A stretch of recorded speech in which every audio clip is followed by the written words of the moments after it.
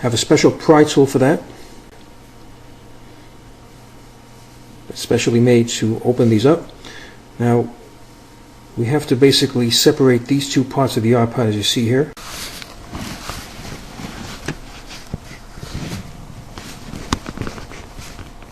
You see, you have to stick it in, create an opening.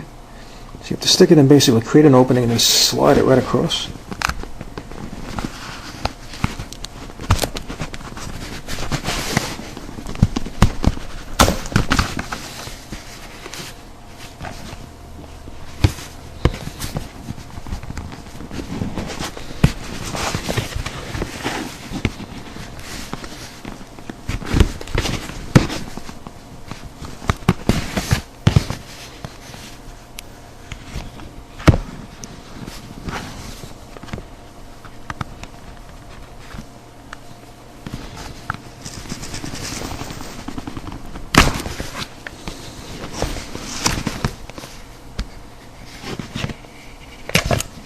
And that's it. It's fully separated.